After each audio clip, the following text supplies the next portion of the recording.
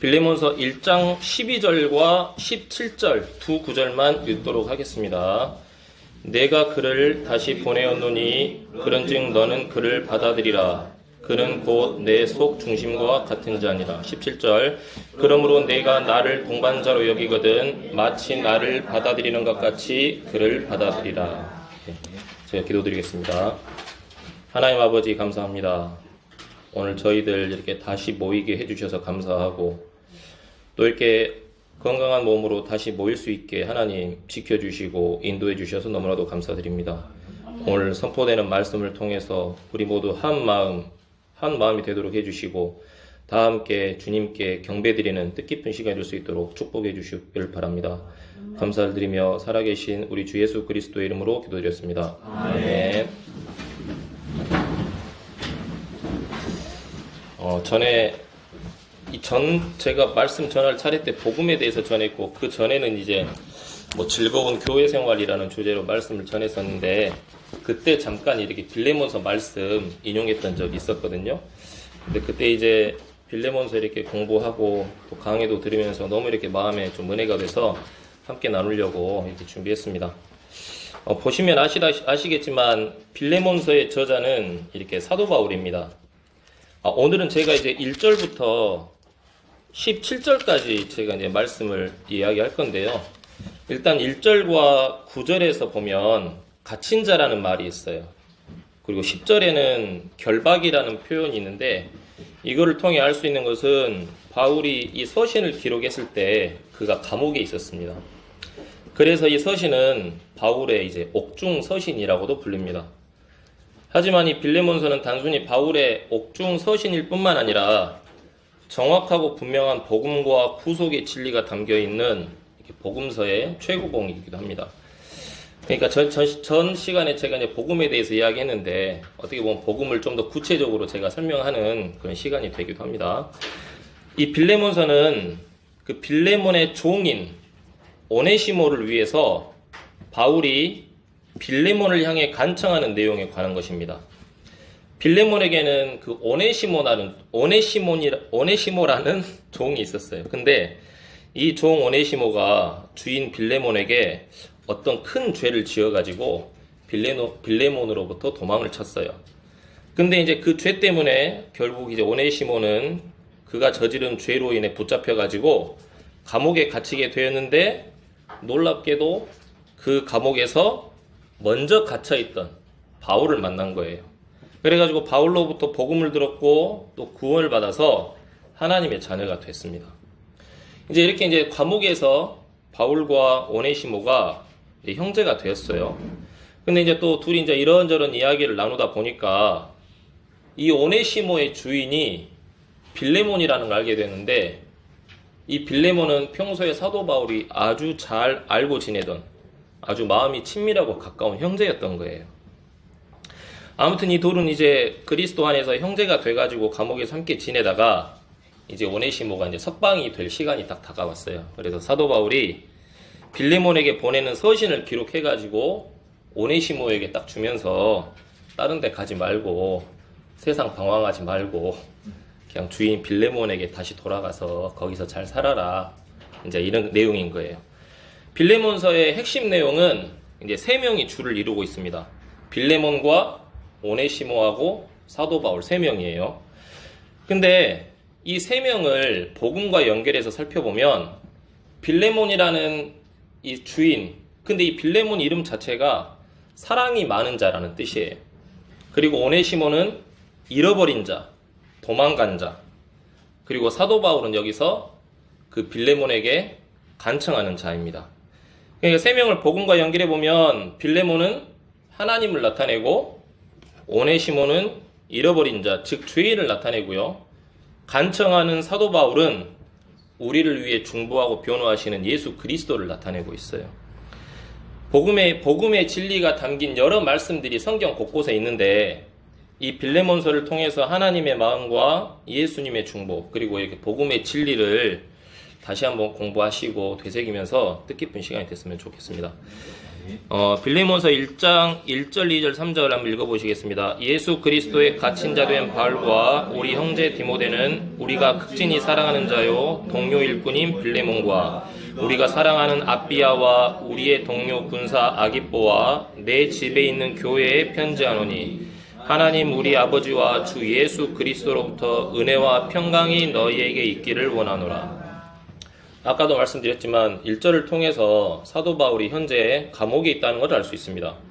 하지만 사도 바울이 감옥에 있다고 해서 그가 시리에 빠져가지고 하루라도 빨리 이곳에서 나가게 해달라고 기도를 구하는 것이 아니고 오히려 감옥 밖에서 평안하게 살아가는 교회와 성도들을 위해서 기도하고 있습니다. 특히 별 문제와 어려움 없이 잘 먹고 잘 사는 빌레몬을 위해서 기도하는 말로 이 서신을 시작하고 있습니다. 3절에서 예수 그리스도의 은혜와 평강이 있는데 사실 은혜와 평강, 예수님의 은혜와 평강과 또 성도들의 기도가 가장 절실하게 필요한 사람은 누구죠? 여기서 사도 바울입니다.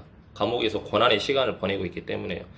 그렇지만 오히려 바울이 성도들의 은혜와 평강을 위해서 이렇게 기도를 하고 있는 거예요.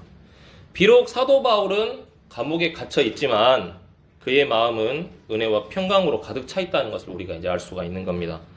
그 다음에 빌레몬서 1장 4절 5절 보시면 내가 내 하나님께 감사하고 기도할 때 항상 너에 관하여 말함은 주 예수님과 또 모든 성도들을 향해 내가 품은 내 사랑과 믿음에 관하여 듣기 때문이라.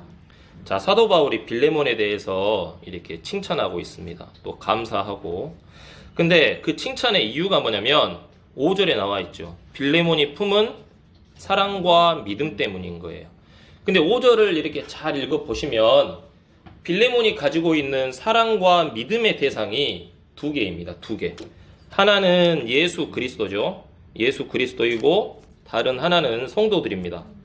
그러니까 사도 바울은 빌레몬이 가진 예수님을 향한 사랑과 믿음, 그리고 성도들을 향한 사랑과 믿음을 잘 알고 있었다라는 거예요. 그리고 그런 빌레몬을 늘 기억하면서 하나님께 기도해 줬다는 거죠.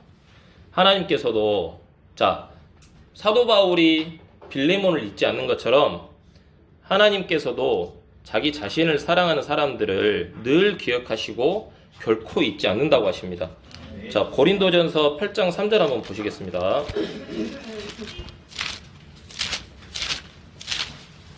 고린도전서 8장 3절 보시면 그러나 어떤 사람이 하나님을 사랑하면 그분께서도 바로 그 사람을 아시느니라 그랬습니다. 자, 여러분도 하나님이 친히 기억하시고 하나님이 아는 사람이 되고 싶으십니까? 네. 그러면 하나님을 이렇게 사랑하시면 됩니다. 그런데 그럼 우리가 하나님 예수님을 사랑하고 믿는 구체적인 방법이 또 뭘까요? 사랑합니다. 뭐 I love you 하면 됩니까? 요한복음 14장 15절 한번 보실까요? 요한복음 14장 15절. 하나님을 사랑하는 구체적인 방법이 들어 있습니다. 여러분도 꼭 실천하시면 좋겠습니다. 자, 찾으셨죠? 네. 읽어보시면 너희가 나를 사랑하면 내 명령들을 지키라. 예, 하나님을 사랑한다는 것은 말씀을 찾고 그 말씀에 담겨있는 하나님의 명령들을 지키는 겁니다. 요한일서 5장 3절도 같은 말씀인데 한번 찾아보시겠습니다. 요한일서 5장 3절.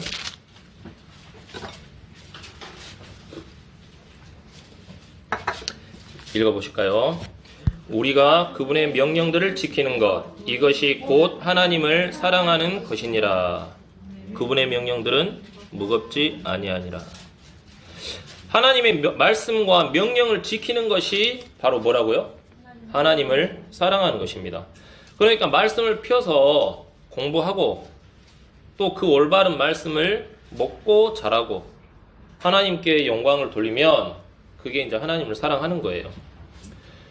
불량식품 먹으면서, 그러니까 세상의 풍조에 휩쓸리고 분별 없이 바르지 않은 교리의 말씀을 먹고 자라면 그것은 하나님의 명령에 적법하게 순종하지 않는 거예요.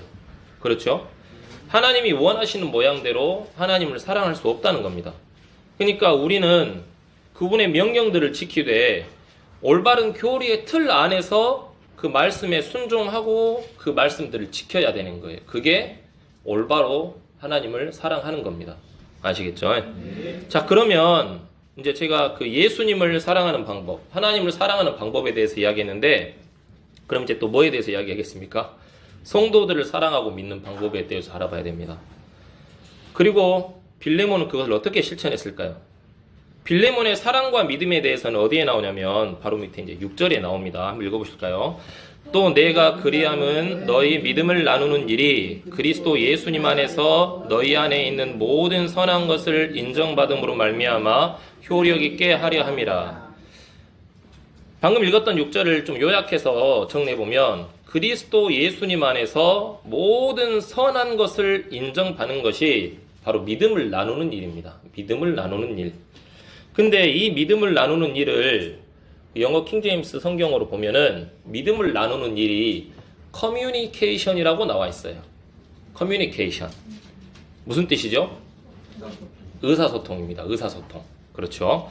근데 성경에서 이야기하고 전하고 있는 커뮤니케이션은 이 뜻은 서로 대화하거나 지식을 공유하거나 의사소통을 하는 것이 아니에요. 그냥 세상적으로 커뮤니케이션은 의사소통이다 알고 있으면 되는데 성경에서 말하는 커뮤니케이션은 그게 아니구나 라고 일단 알아두셨으면 좋겠습니다. 성경이 말하는 커뮤니케이션은 서로 물질을 주고받는 일 아시겠습니까? 서로 구제하고 성도의 어려움의 필요를 채워주는 일이 성경적인 커뮤니케이션입니다. 당연히 이제 이것을 뒷받침하는 성경을 한번 찾아봐야겠죠. 갈라디아서 6장 6절 한번 보시겠습니다. 갈라디아서 6장 6절입니다.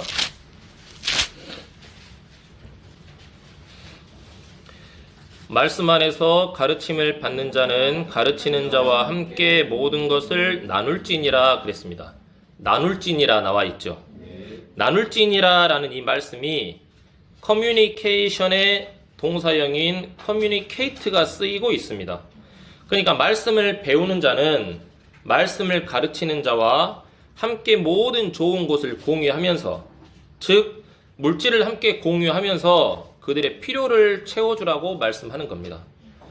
단순히 세상적인 뜻의 의사소통을 해버리면은 그냥 모든 좋은 것을 말로만 의사소통해라 그게 아닌 거예요. 실제로 실천하면서 필요를 채워주면서 커뮤니케이트, 나누라 이렇게 하는 겁니다. 근데 물론 어디까지나 자기가 즐겁게 할 수 있는 만큼 부담 없이 자발적이고 자신이 즐겁게 할 수 있는 믿음의 분량만큼 그렇게 하시면 됩니다. 그 보충하는 말씀은 고린도후서 9장 7절에 있습니다. 근데 분명한 것은 하나님은 뿌린 만큼 거두게 하신다고 분명히 말씀하고 계십니다. 갈라디아서 앞에 있는 고린도후서 9장 6절 한번 보실까요? 고린도후서 9장 6절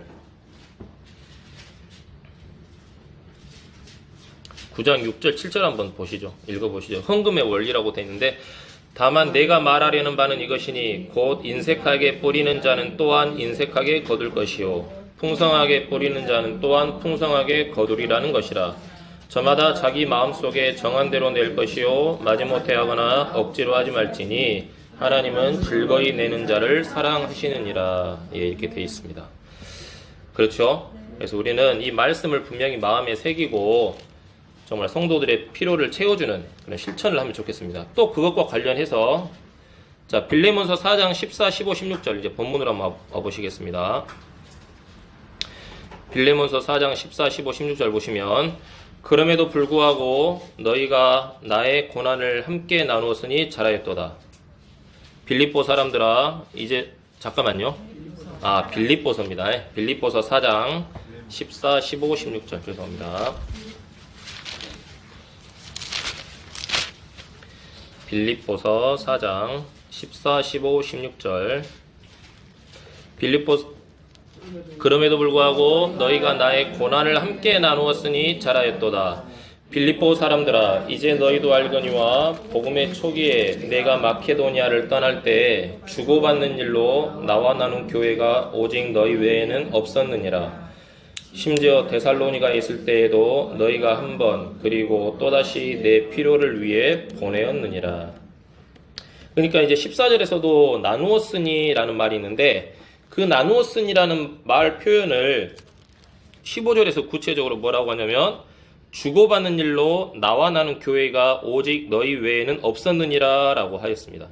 그러니까 14절에 나의 고난을 함께 나누었으니 라는 이 말씀에도 커뮤니케이트가 쓰이는데 이것은 이제 사도 바울이 전도 여행 중에 겪었던 어떤 재정적 어려움으로 인해서 파산 상태에 있었는데 빌립보 교회가 사도 바울을 지원하고 돕고 후원했다라는 겁니다. 이런 일들에 대해서 사도 바울이 14절에서 잘 했다라고 하고 있습니다. 그러니까 빌레몬이 지체들을 돕고 후원하는 일에 단순히 어떤 행위로 한 게 아니라 주 예수님 안에서 자기가 받은 사랑과 믿음을 몸소 실천했다라는 겁니다. 빌레몬은 믿음의 가정의 어려움을 지나치지 않았고 또 돕고 나누는 일에 죽은 믿음이 아닌 살아있는 믿음을 가진 자였다라는 거예요. 그러니까 말로만 커뮤니케이션, 의사소통한 게 아니고 정말 몸으로, 자기 손으로, 자기의 재산을 통해서 실천했다라는 거죠. 자, 이것과 관련해서 야고보서 2장 15, 16, 17절 한번 살펴보시고 다시 본문으로 가겠습니다. 이 야고보서 2장 15, 16, 17절을 보시면 그냥 사전적인 의미의 커뮤니케이션 하지 말고 정말 성경적인 의미의 커뮤니케이션을 하라라는 말씀이 구체적으로 들어있는 구절입니다. 한번 읽어보시겠습니다. 만일 형제나 자매가 헐벗고 일용할 양식이 없는데 너희 중에 누가 그들에게 이르되 평안히 떠나가라 너희는 따뜻하게 하고 배부르게 하라 하고는 몸에 필요한 그것들을 너희가 그들에게 주지 아니하면 그것이 무슨 유익을 주느냐. 이와 같이 믿음도 행위가 없으면 그것만으로는 죽은 것이니라. 이 말씀을 보시면 성경적인 커뮤니케이션이 뭔지 아시겠죠? 저도 사실 이제 이런 은혜를 입은 적이 있어요. 저를 위해서 이제 그런 하나님의 어떤 은혜의 통로가 되어주신 지체분들과 교회가 있었는데 너무나도 감사드리고 저도 그 마음을 이제 배우고 겪고 보니까 실천하게 되는 거예요. 여러분들도 여러 사정으로 인해 이렇게 형편이 어려운 지체들이 있으면 또는 복음을 위해 수고하고 계시는 사역자들이 보이시면 이 말씀을 믿음으로 실천해야 됩니다. 그냥 없어지는 게 아니에요. 내 주머니에서는 나가지만 이 물질이 누군가의 마음에서는 큰 보화가 되고 큰 은혜로 자리 잡게 됩니다. 그리고 이 녹슬지 않고 존먹지 않는 보화가 어디 생깁니까? 저 하늘에 생깁니다. 감사하죠. 자, 빌레몬서 1장 7절 넘어가시겠습니다. 빌레몬서 1장 7절 보시면 형제여 성도들의 속 중심이 너로 말미암아 상쾌하게 되었으므로 우리는 내 사랑 안에서 큰 기쁨과 안위를 얻었노라. 바울이 빌레몬을 거리낌 없이 형제여라고 이렇게 부르고 있습니다. 그를 향한 바울의 마음의 호의와 애정이 잘 표현되어 있습니다. 근데 그 이유는 뭐냐면 빌레몬이 가지고 있는 예수님과 성도들을 사랑하는 그 믿음의 결과로 많은 이들이 상쾌하게 되었기 때문입니다. 빌레몬은 말과 혀로만 살아가는 사람이 아니었어요. 그가 배운 것들을 몸소 실천하고 행하는 믿음을 가진 사람이었다는 겁니다. 이게 바로 성도들을 이렇게 상쾌하게 하는 신앙입니다. 성경에서 상쾌하다의 의미는 뭐냐면 어떻게 보면 영적 소생을 의미하는 거죠. 근데 이제 우리는 그동안 이렇게 서로의 마음을 상하게 하진 않았는지 또는 뭐 서로를 불쾌하게 하진 않았는지 또는 서로를 받아들이지 못한 일들이 있지는 않았었는지 각각 자신을 돌아보면서 우리가 배워 알게 된 지식의 말씀들을 그냥 마음에만 보관할 것이 아니라 배워 알게 된 것들을 늘 머무르고 그것들을 늘 사용하면서 실제로 행하고 실제로 믿음을 나누면서 서로의 마음을, 성도들의 마음을 상쾌하게 하는 사람이 돼야 된다는 겁니다. 아시겠죠? 네, 빌레몬서 1장 8절 9절 보시면 그러므로 내가 그리스도 안에서 심히 담대하여 합당한 것을 내게 명할 수도 있으나 도리어 사랑으로 인해 내게 간청하노라. 나이가 많은 나 바울은 또한 지금 예수 그리스도의 갇힌 자가 되어 라고 되어 있습니다. 8절에서 내게 명할 수도 있으나 라는 말, 이 말을 보면 그냥 단순히 명령을 하는 어떤 사도 바울, 사도의 권위를 이야기하는 게 아니라 내게 명할 수도 있으나 이 말 속에서 바울과 빌레몬이 아주 신뢰하는 사이라는 것을 알 수 있어요. 그러니까 아주 신뢰하기 때문에 스스럼 없이 이런 말 저런 말 다 할 수 있다라는 겁니다. 근데 바울은 빌레몬에게 명하기보다는 9절에서 도리어 어떻게 합니까? 사랑으로 인해 내게 간청합니다. 얼마든지 명할 수도 있지만 사랑으로 인해 겸손하게 간청하는 거예요. 이것은 사도 바울이 사도의 권위를 사용하기보다는 그것을 오히려 절제하는 모습입니다. 그 이유는 무엇일까요? 빌레몬의 마음을 다시 한번 얻기 위해서인 거예요. 계속해서 주 안에서 빌레몬과 올바른 관계를 유지하고 주 안에서 사랑하는 형제로서 빌레몬과의 관계를 쭉 유지하고 계속 함께하고 싶기 때문에 겸손히 간청하는 거예요. 이런 사도 바울의 원칙이 뭐였다고요? 사랑이었다라는 겁니다. 그러니까 바울의 행동 원칙이 늘 사랑이었기 때문에 다른 지체들을 향해서 이익을 추구하려는 마음도 없었고 사적 욕심이나 영적 우월감이나 경쟁의식 이런 것이 전혀 없었다라는 거예요. 우리도 교회 안에서 모든 행동의 동기와 이유와 목적은 뭐여야 되겠습니까? 사랑해야 됩니다.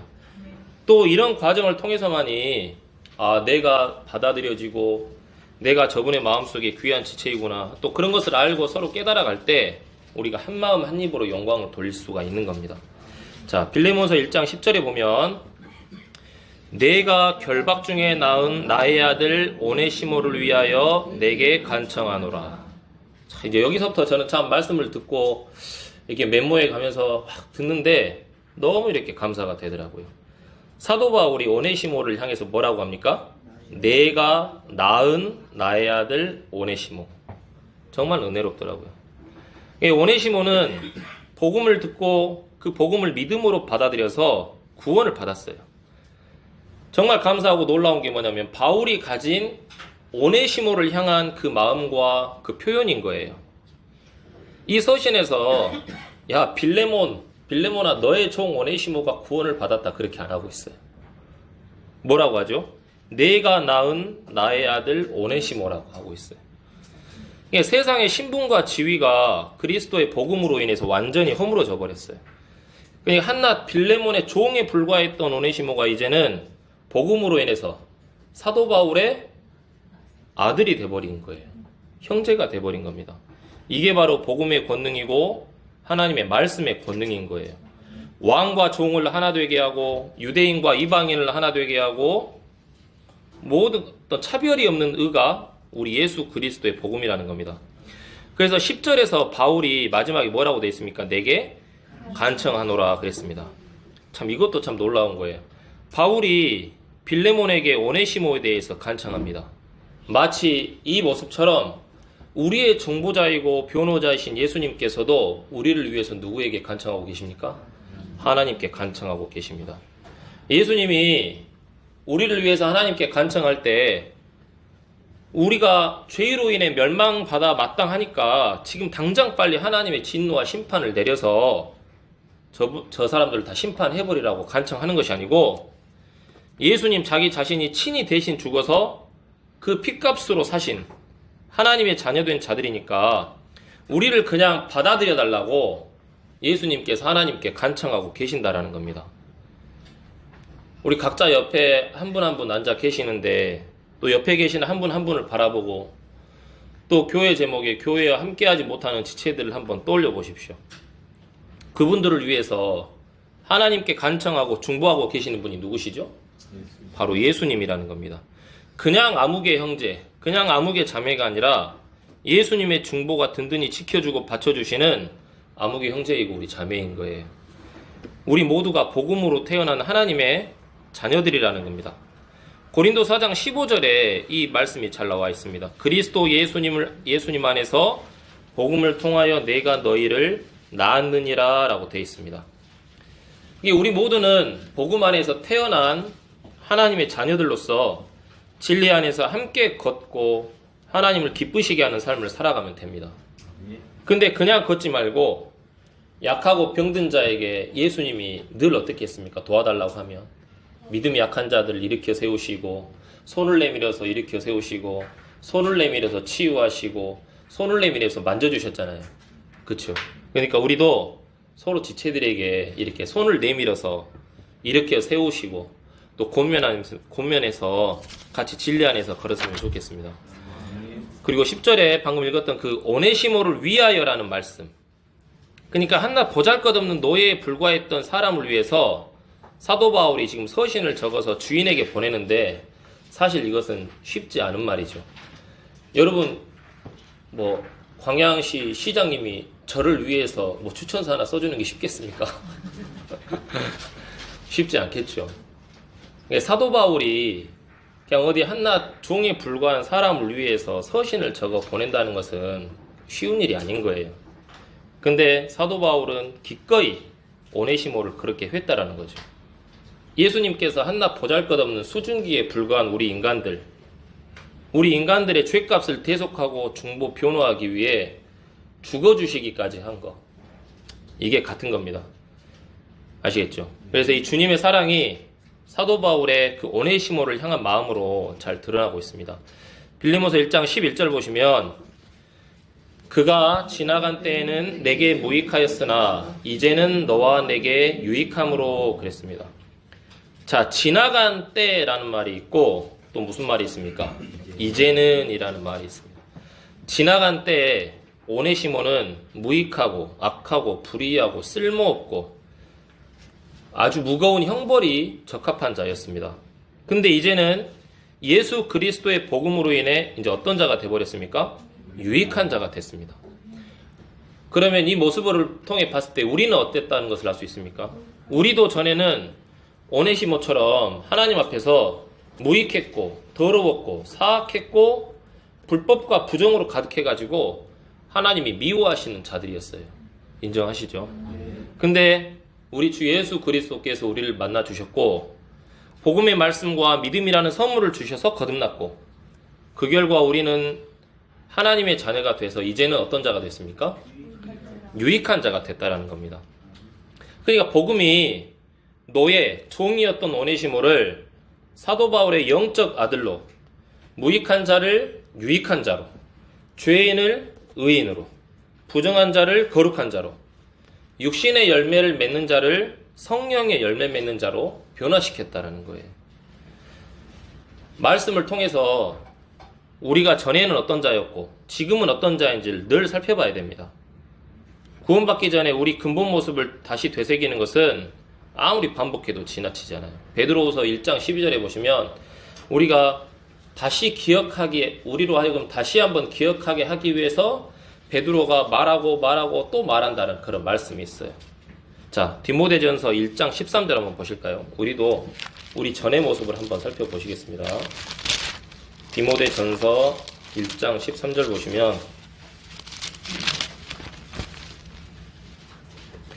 읽어보시면 내가 전에는 신성모독하는 자요 핍박하는 자요 해를 끼치는 자였으나 도리어 긍휼을 얻게 되면 내가 믿지 아니하는 가운데 알지 못하고 그것을 행하였기 때문이라. 우리가 전에는 신성모독하는 자였고 핍박하는 자였고 해를 끼치는 자였습니다. 자, 로마서 6장 21, 22절도 한번 보시겠습니다. 로마서 6장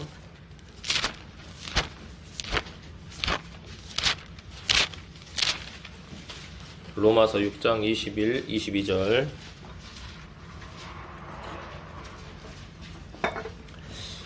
읽어보시면 그런즉 너희가 지금은 부끄러워하는 그 일들 안에서 그때에 무슨 열매를 얻었느냐? 그 일들의 끝은 사망이라. 그러나 이제는 너희가 죄로부터 해방되고 하나님께 종이 되어 거룩함에 이르는 너의 열매를 얻었으니 그 끝은 영존하는 생명이니라. 예. 그때에 무슨 열매를 얻었느냐? 그 일들의 끝은 사망이었는데 이제는 죄로부터 해방되고 하나님께 종이 되었고 거룩함에 이르는 열매를 얻었다고 합니다. 베드로 전서 2장 25절도 한번 봐보시겠습니다. 베드로 전서 2장 25절입니다.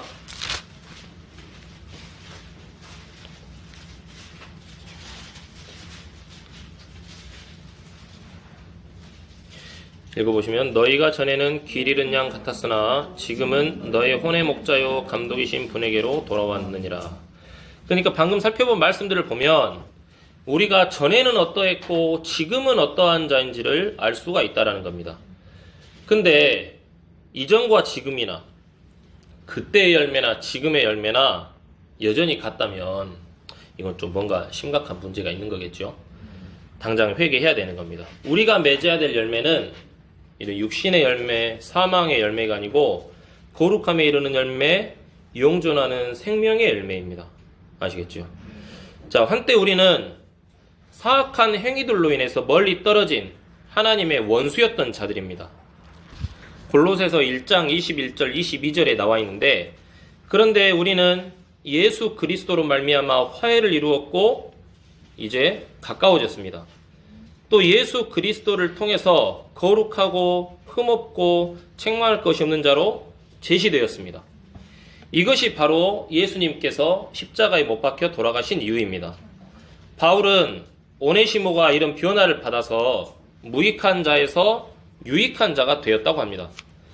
바울은 빌레몬에게 보내는 서신에서 그 말의 의도가 뭐냐면, 어이 빌레몬 형제, 오네시모를 내가 다시 보낼 테니까 곁에 두고 한번 잘 지켜봐봐. 전보다는 쓸만할 거야. 그러니까 받아들여. 이렇게 말하는 게 아니에요. 구원을 받아서 하나님의 자녀가 됐고 나와 같은 자가 돼버렸기 때문에 전과는 반대로 완전히 완벽하게 유익한 자가 되었다라고 바울이 빌레몬에게 이야기를 하는 겁니다. 우리를 바라보면서 예수님께서 우리에 대해서 하나님께 그렇게 이야기를 하고 계신다라는 겁니다. 자, 빌레몬서 1장 12절 보시겠습니다. 빌레몬서 1장 12절. 내가 그를 다시 보내었노니 그런즉 너는 그를 받아들이라. 그는 곧 내 속 중심과 같은 자니라. 여기 나와 있는 그는 곧 내 속 중심과 같은 자니라. 그러니까 이것은 빌레몬이 오네시모를 받아들일 때 그냥 오네시모라는 사람을 받아들이지 말고 바울 자기 자신을 받아들이듯이 오네시모를 받아들여 달라는 말입니다. 바울은 오네시모를 그의 주인 빌레몬에게 다시 보냈습니다. 사실 빌레몬이 오네시모를 기다리고 있다면 그 빌레몬은 탕자를 기다리는 아버지의 마음으로 오네시모를 기다리고 있지는 않았을 거예요. 그렇죠? 빌레몬은 오네시모의 주인으로서 죄를 지어 도망갔다가 다시 돌아온 오네시모를 크게 벌할 수도 있습니다. 그러나 바울은 빌레몬에게 그렇게 하지 말고 그냥 그를 받아들이라고 합니다. 왜냐하면 자신이 결박 중에 낳은 아들이고 유익한 자기 때문에 그를 받아들이라고 합니다. 마찬가지로 이전에 나에게 해를 끼친 자, 또 나에게 무익했던 자, 그런 사람들이 있을지라도 구원받아서 하나님의 자녀가 되었다면 우리는 그분들을 기꺼이 받아들일 줄 알아야 됩니다. 그렇죠? 교회의 핍박자고 살인자였던 사도 바울도 어떻게 됐습니까? 받아들여졌죠. 그래서 하나님의 사도로서 살아갔습니다.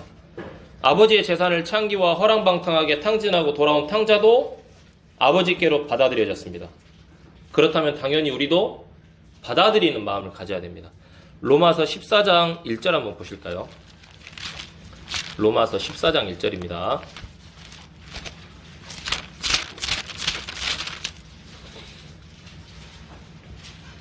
읽어보시면 믿음이 약한 자를 너희가 받아들이되 의심에 찬 논쟁은 하지 말라라고 되어 있습니다. 자, 믿음이 약한 자를 받아들이라고 합니다.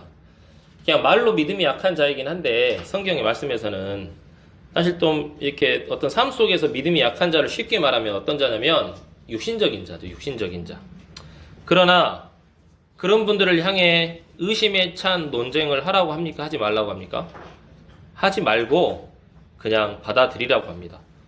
그러니까 믿음이 강한 자는 받아들이고 약한 자들은 받아들이지 않거나, 나와 친하고 비슷한 신앙관을 가진 사람은 받아들이고 그렇지 않은 사람은 거리를 두고 받아들이지 않으면 이것은 주님의 명령하신 건전한 신앙의 모습이 아니라는 겁니다.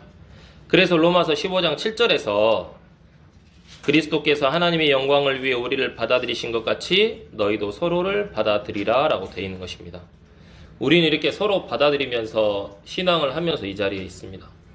또 우리에게 우리가 받아들여야 할 사람들을 또 하나님이 또 보내주실 수도 있습니다. 우리는 늘 이런 오네시모, 받아들여진 오네시모를 생각하면서 또 함께 받아들이는 그런 신앙을 하면 좋겠습니다. 빌레몬서로 다시 돌아가서 1장 13절 14절 한번 보시겠습니다.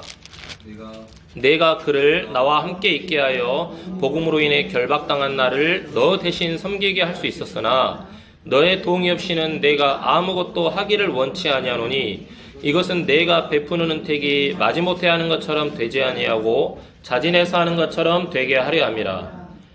자, 바울은 오네시모를 주인 빌레몬에게 돌려보내지 않고 오네시모가 빌레몬을 대신해서 사도 바울을 섬겨라 라고 했을 수도 있습니다. 사도 바울에게는 그런 권리가 있었습니다. 근데 바울은 그렇게 하지 않았습니다. 왜냐하면 그렇게 하는 것 또한 남의 소유를 허락 없이 가져다 쓰는 탐심이자 도둑질이었기 때문이죠. 사실 사도 바울이 빌레몬에게 빌레몬 형제 오네시모 내가 잠시 데리고 있으면서 그냥 나 좀 섬기게 할게, 나 여기서 좀 힘들다 이렇게 말을 했으면 아마 빌레몬은 뭐 그러시죠, 그렇게 했을 수도 있어요. 근데 이게 오네시모의 자발적인 것이 아니라 마지못해 행해지는 일이 되면은 이게 주님 앞에 올바른 것이 아니기 때문에 사도 바울은 오네시모를 빌레몬에게 다시 보냈다라는 겁니다. 자, 다시 15절에 빌레몬서 1장 15절. 그런즉 그가 잠시 떠난 것은 아마도 네가 그를 영원히 받아들이게 하려 함이리니 그랬습니다. 이 말씀은 하나님을 떠난 사람들, 죄인들이 회심해가지고 하나님께 다시 돌아갔을 때 하나님께서는 이전의 죄를 묻고 벌하시는 것이 아니라 영원히 받아들이시는 진리를 보여주는 말씀입니다. 오네시모가 주인을 잠시 떠난 죄가 있긴 하지만 그 죄가 있기 때문에 그 죄가 오네시모로 하여금 구원을 받게 하는 계기가 돼서 빌레몬에게 다시 돌아왔잖아요. 받아들여지잖아요. 오네시모의 죄가 그렇게 다시 받아들여지는 계기가 되는 것처럼 우리의 모든 죄들 역시 우리가 회개하고 돌이켜 하나님께 돌아가고자 하면 동일하게 된다라는 거예요. 주님은 우리의 죄와 어둠과 불의를 저주와 심판과 형벌의 기회로 삼으신 것이 아니라 오히려 구원의 기회로 삼으셔서 우리를 받아들이시기를 원하고 계신다라는 겁니다. 자, 빌레몬서 1장 16절 보시겠습니다. 이제는 종으로서가 아니요 오히려 종 이상의 사랑하는 형제로서니라. 특별히 내게 그러하거늘 하물며 내게는 육신 안에서나 주 안에서나 얼마나 더 많이 그러하랴. 자, 여기서 종으로서가 아니요 뭐로서라고 합니까? 사랑하는 형제로서니라. 이제 오네시모는 이제 종으로 받아들여지는 게 아니라 뭘로 받아들여지게 됩니까? 형제로서, 사랑하는 형제로서 받아들여지게 됩니다. 이것은 형벌받아야 될 죄인이 하나님께 죄인으로 받아들여지는 게 아니라 예수 그리스도로 말미암아서 형제요, 자녀로 받아들여지게 되는 복음의 핵심 내용인 것입니다. 예수님은 우리를 죄인이라고 하지 않고 뭐라고 부르셨습니까? 형제라고 하셨습니다. 히브리서 2장 11절 보시면 이건 한번 찾아보실까요? 히브리서 2장 11절.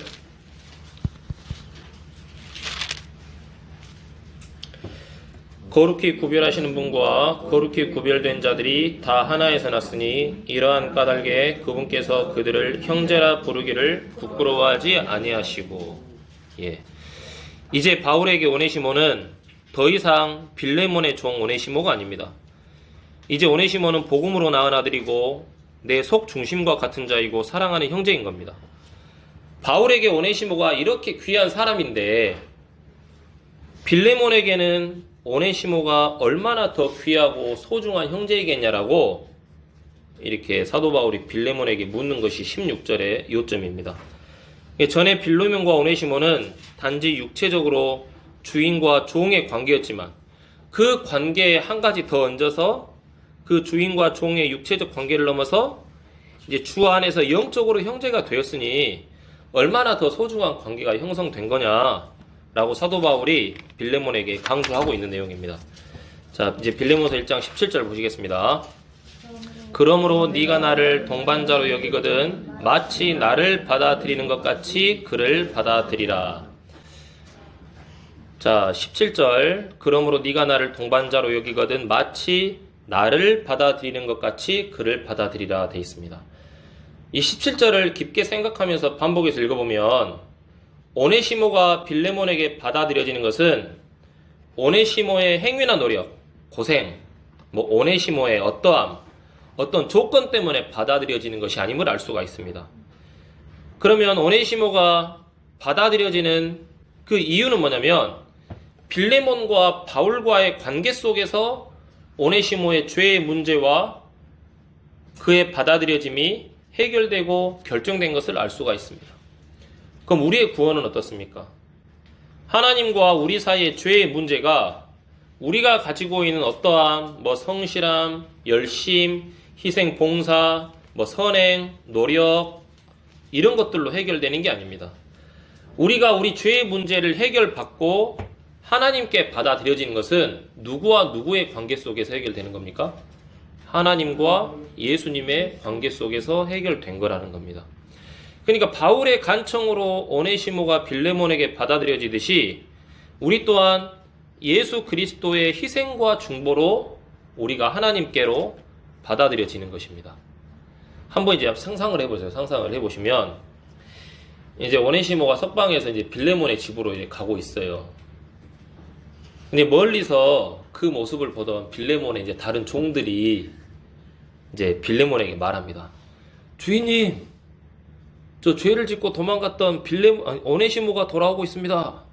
저는 어떻게 할까요? 가서 좀 두들겨 팰까요? 마귀가 하는 말이죠. 근데 그 말을 들은 빌레몬이 오네시모를 보고 완전히 분노해가지고 그에게 엄청난 벌을 주려고 이제 마음을 단단히 먹고 있었을지도 몰라요. 오네시모가 이제 집에 도착하니까 빌레몬이 오네시모에게 나쁜 놈, 죽일 놈, 배은망덕한 놈 하면서 막 욕을 했을지도 몰라요. 근데 그때 오네시모가 뭐를 꺼냅니까? 여기서 이제 바울이 써준 서신을 빌레몬에게 딱 겸손하게 줘요. 근데 이제 빌레몬이 뭘 주냐? 딱 이제 그 서신을 딱 펴서 읽어보는데 바울이 쓴 것이에요. 한번 읽어보고 이제 빌레몬이 묻는 거죠. 너 감옥에서 바울 형제를 만났느냐? 그리고 네가 복음 듣고 주님을 영접했냐? 물어보니까 이제 오네시모가 뭐라 하겠습니까? 네, 주인님, 그랬습니다. 딱 그 이야기를 하니까 이제 빌레몬이 어떻게 하겠습니까? 그렇느냐? 이제 그 바울의 간청을 이제 마음으로 받아들이는 거죠. 그리고 이제 빌레몬이 오네시모에게 딱 말을 해요.